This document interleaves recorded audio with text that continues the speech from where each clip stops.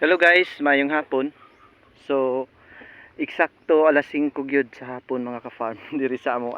So, update lang to sa aming palayan mga ka-farm. Medyo nakita or napansin nyo mga ka-farm na maraming tubig. Dahilan yan sa malakas ang ulan. Pero okay lang yan mga ka-farm dahil nakontrol naman natin yung pisting kuhol. So, itong ginawa ko is tama to na hanggang 6 na araw lang simula sa pagpapatubig nito dahil hindi pa to pwede actually papatubigan. Pero dahil sa kailangan nating mabulok yung mga buto ng damo, yung tinatawag na nag-apply na tayo ng para pangkontra sa damo mga ka-farm, yung pre-emergence herbicide. So kayo nang bahala kung ano ang i-apply nyo sa pre-emergence, basta yung ko lang magsabi ng brand dahil ay baka mapalo tayo ba, palagi tayong nag post ng mga brand name.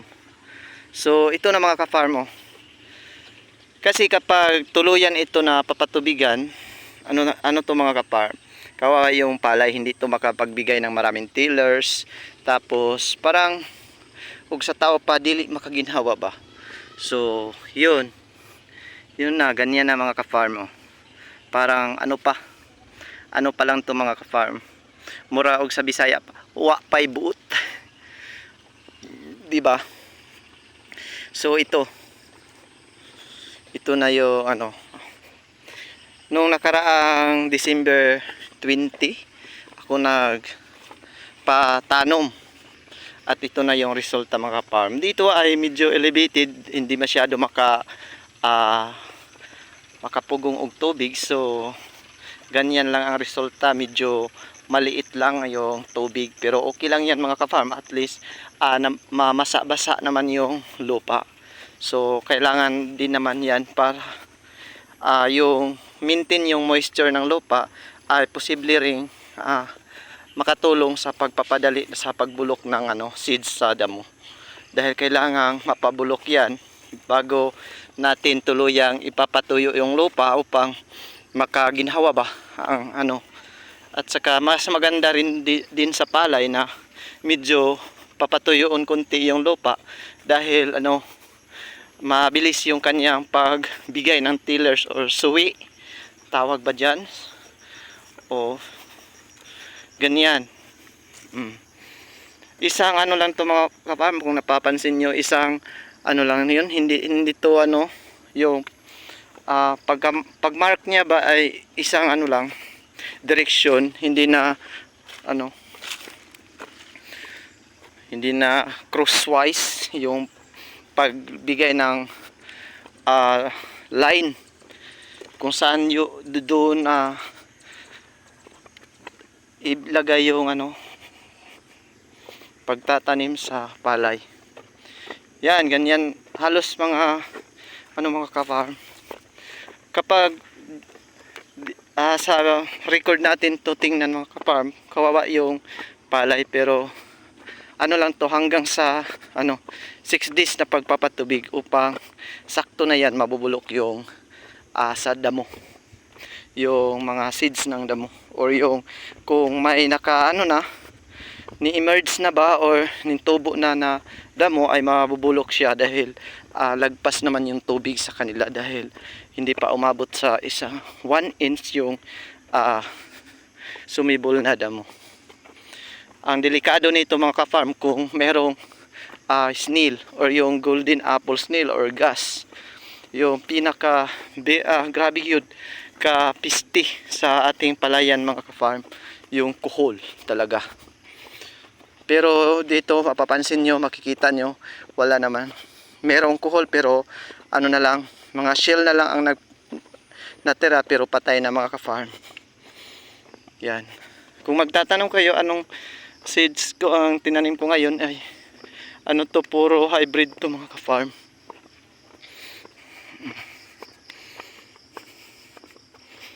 Yan, ito na, medyo makulimlim na mga ka-farm, makulimlim dahil or pangit lang talaga yung cellphone ko.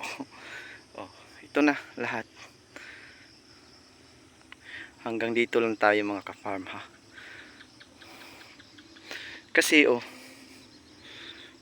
medyo nakakakaba tingnan kapag ganyan Pero wag kayong mag-alala mga ka-farm. Ano to, wala nang kuhol dyan. Tapos, yun. Taniman pa lang mga ka-farm, parang failure na tayo. Failure na tayo dahil yung gastos.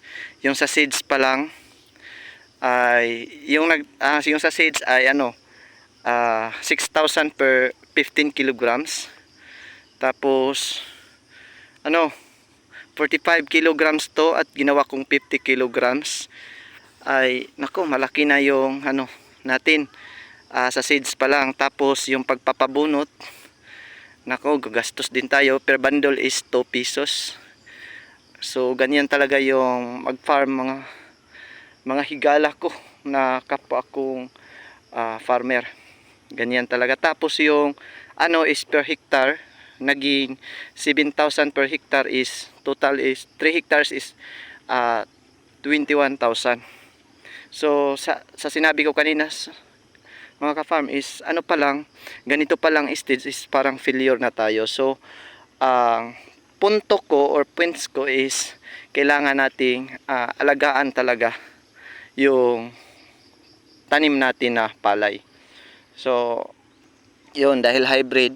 Pero sa susunod mga ka-farm, parang kung gusto natin na mas kunti lang yung gastos natin, pwede yung itatanim nyo na inbreed. Yung mga inbreed variety is 40 kilos is 1,600 to 1,800 lang yung per 40 kilograms. Sakto na yan sa sa isang hektarya yung 40 kilograms. Tapos kung lang 3,000 lang mahigit kapag inbreed yung itatanim natin mga ka-farm. So mas hindi siya gastos. Tapos yung yung pamamaraan sa paggawa natin ng binhi or punlaan, pwede gawin natin yung dapog method, yung sa inbreed. Kasi kapag sa inbreed ay di naman delikado yung seeds. Tapos barato lang yung hindi magastos kapag yun ang ating itatanim.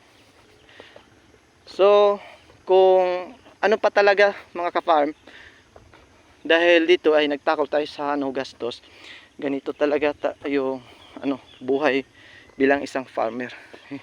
Hindi, kung hindi tayo gagastos, di na lang tayo magpa-farm. Pero dahil kailangan nating mag-farm,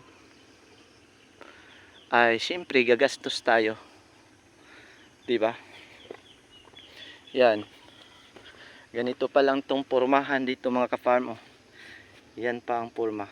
So parang pa, yan lang ang distansya ha. 20 cm, tapos dyan 20 cm. Yan ang between hills.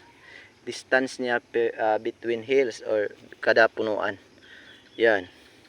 So pwedeng balikan natin yung sinabi ko sa inyo kanina mga ka-farm. Pwede naman yung hindi gagasto, yung lang, hindi natin itatransplant, yung direct method. Diretso lang, siyempre preparation lang yung gastos natin.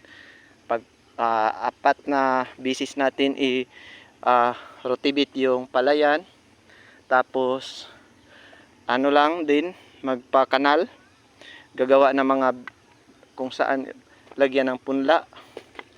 Siyempre final leveling, yun lang din. Tapos 2 tao lang ang sa nito. Pwede 2 tao lang din ang pwede nang mag-direct or mag-broadcast sa seeds kung direct seeded ang method gagawin natin sa pagtatanim. At saka minus gastos ng mga ka-farm.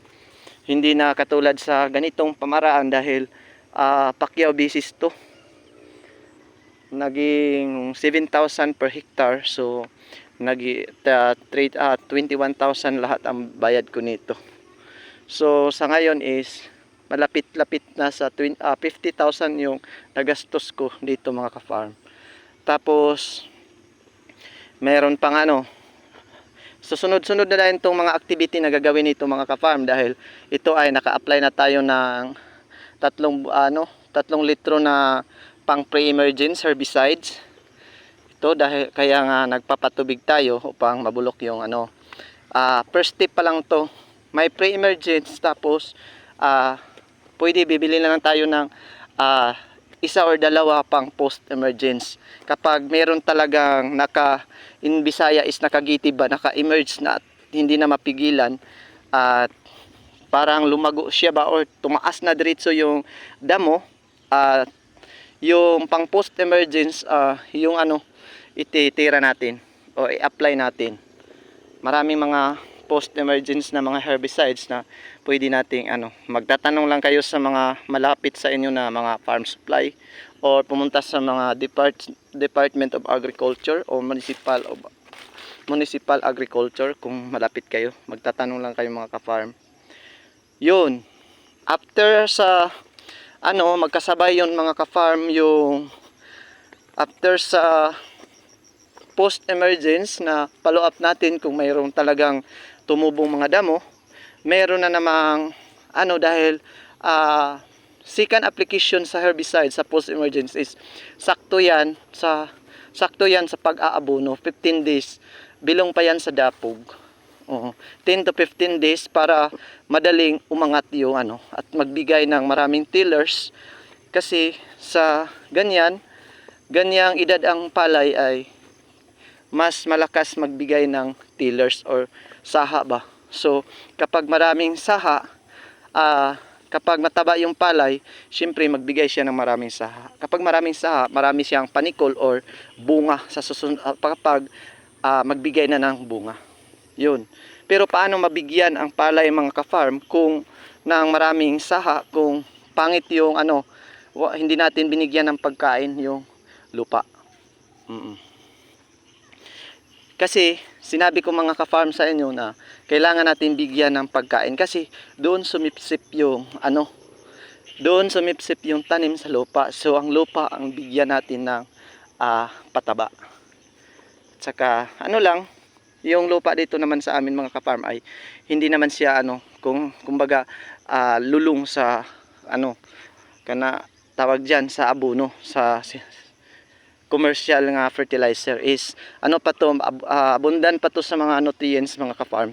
Hindi pa to masyadong lulong ba sa mga synthetic synthetic nga mga fertilizer, dahil dahil alam nyo ngayong planting season ngayon is malimit tayong magbigay ng dahil palaging umulan. Pero may kaso naman na narinig natin na may El Nino. Basta bawat mga ka-farm kailangan na lang, og in Bisaya maniid lang ta sa panahon kung anong balita. Mag-a-add lang tayo ng abono kung mataas yung init. Yun lang, thank you so much guys.